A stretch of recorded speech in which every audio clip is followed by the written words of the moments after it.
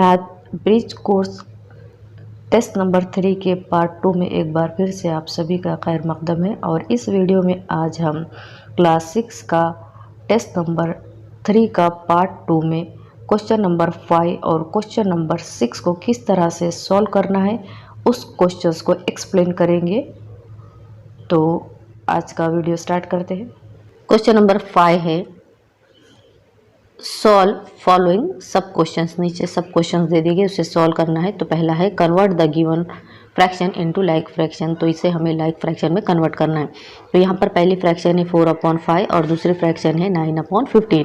तो हम इसका डिनोमिनेटर देखें तो पहली वाली जो फ्रैक्शन है आपकी 9/15, इसका जो डिनोमिनेटर है वो है 15 और यहाँ पर जो और एक फ्रैक्शन है 4/5, इसका डिनोमिनेटर 5। तो हमें दोनों का भी डिनोमिनेटर एक जैसा करना है। तो हम क्या करेंगे, इस फ्रैक्शन को इसका डिनोमिनेटर भी अगर हमें 15 बनाना है तो न्यूमरेटर को और डिनोमिनेटर को 3 से मल्टीप्लाई करेंगे तो इसका डिनोमिनेटर हो जाएगा 15। क्योंकि हमें यहाँ पर इसका जो हाईएस्ट डिनोमिनेटर है वो 15 है सेकंड वाली फ्रैक्शन का, इसलिए हम कोशिश करेंगे फर्स्ट वाली फ्रैक्शन का भी डिनोमिनेटर 15 हो।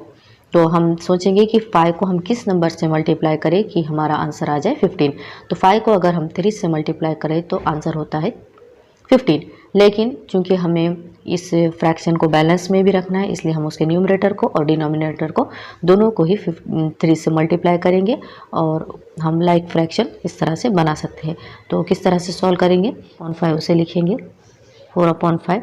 अब हमें इसे डिनोमिनेटर को बनाना है 15, इसलिए हम क्या करेंगे, न्यूमरेटर में भी 3 से मल्टीप्लाई करेंगे और डिनोमिनेटर में भी न्यूमरेटर में 3 से मल्टीप्लाई और डिनोमिनेटर में भी 3 से मल्टीप्लाई। तो ये सॉल्व करने के बाद ये हो जाएगा 12, 4 3 ज़ा 12 और ये हो जाएगा 5 3 ज़ा 15।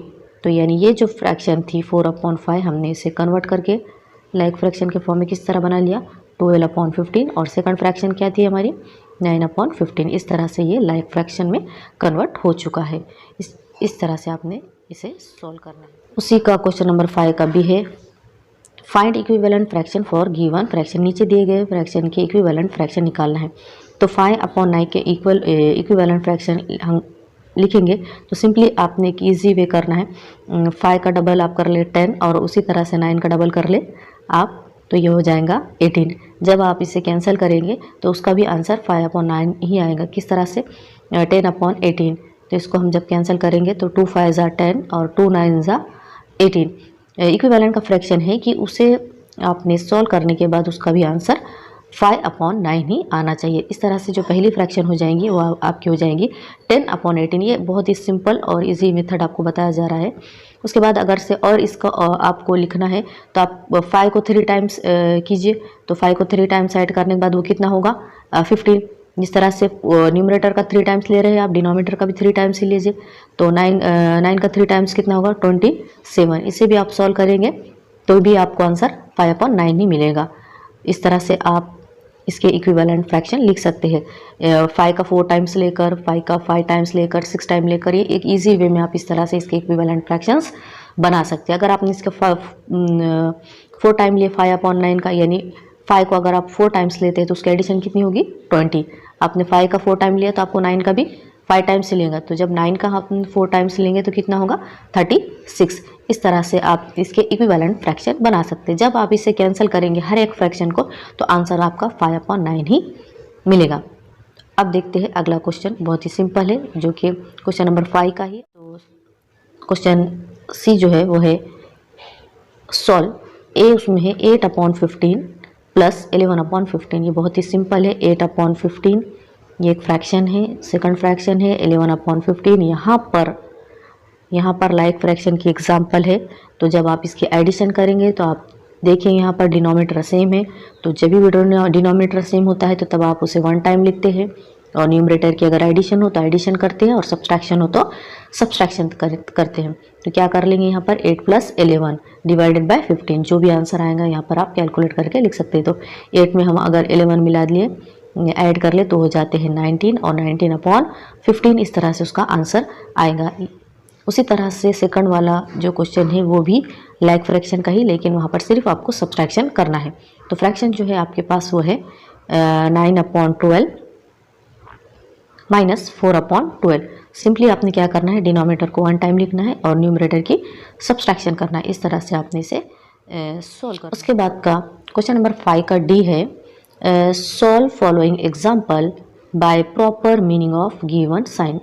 जो भी यहाँ पर आपको साइन दिया गया है उसके मीनिंग को समझते हुए आपको इसे सॉल्व करना है। तो पहला जो है, यहाँ पर आप क्वेश्चन देखेंगे तो यहाँ पर आपको एडिशन करना है।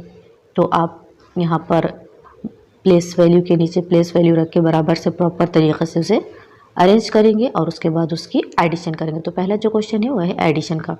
सेकंड जो क्वेश्चन है इसमें आपको करना है सब्सट्रैक्शन। तो यहाँ पर भी आप अरेंज करेंगे, आप उसे प्लेस वैल्यू के लिहाज से, और उसके बाद आप उसमें सब्सट्रैक्शन करेंगे। क्वेश्चन नंबर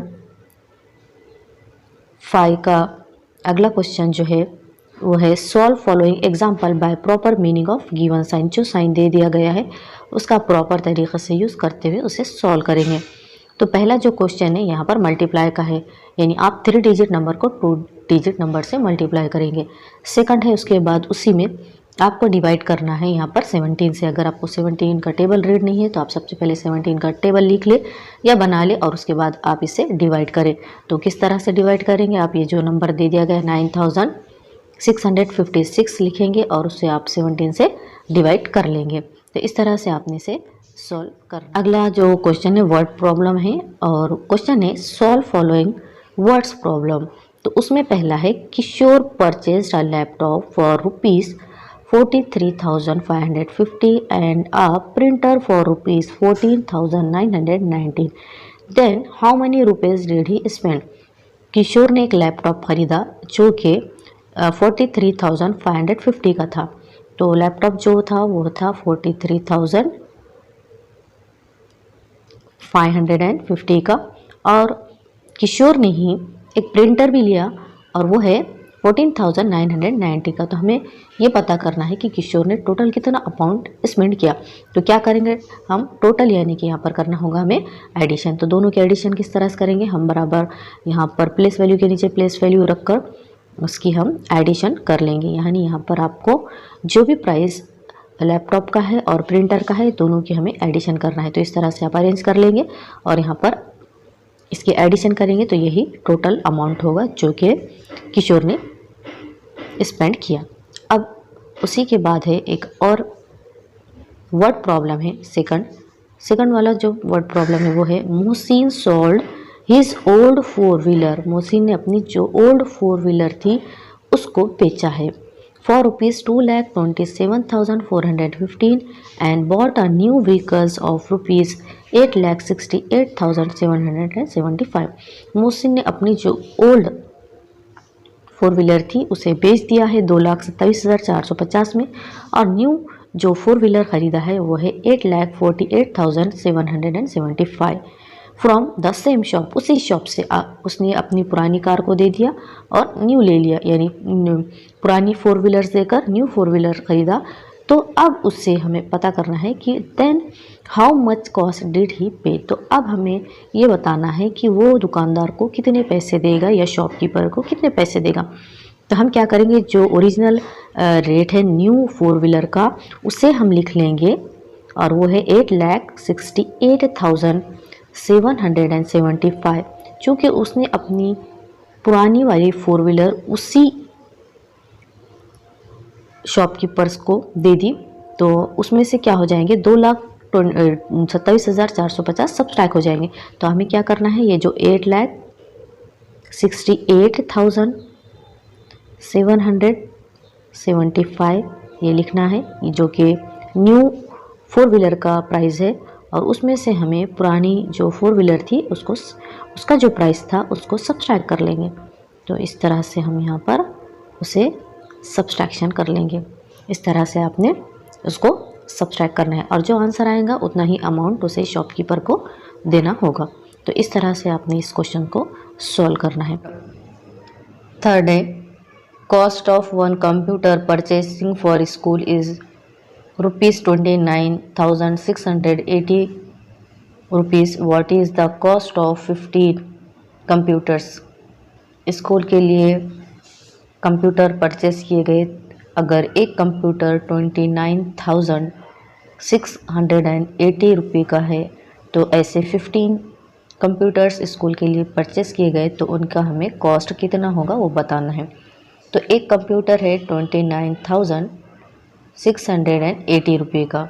तो हमें ऐसे 15 कंप्यूटर परचेस करना है, तो हमें कितना अमाउंट देना होगा। तो हम क्या करेंगे, यहाँ पर 15 से मल्टीप्लाई करेंगे। जब भी आपको कोई भी एक चीज़ की वैल्यू दे दी गई है और आपको एक से ज़्यादा की वैल्यू फाइंड आउट करना है, तो आप क्या करोगे, मल्टीप्लाई करोगे।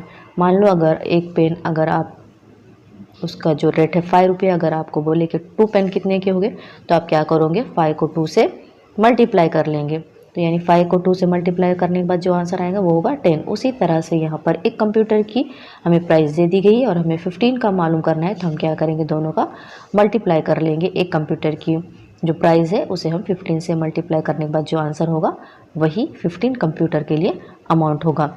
अगला जो क्वेश्चन है वो भी वर्ड प्रॉब्लम पर ही है। तो क्वेश्चन नंबर 4 है, the 18 pass out student contribute ₹9,18,000 rupees to construct a science lab. तो 18 जो स्टूडेंट हैं जो पास आउट हो चुके हैं, उन्होंने साइंस लैब बनाने के लिए साइंस लैब के लिए कंट्रीब्यूट जो किया है वो है 9,18,000 रुपीज़। हमें क्या फाइंड आउट करना है, what is the contribution of each student if they contributed equally. अगर हर एक बच्चे ने इक्वली अमाउंट दिया है इस 9,18,000 रुपये में, तो हर एक स्टूडेंट ने कितना अमाउंट साइंस लैब के लिए कंट्रीब्यूट किया वो फाइंड आउट करना है।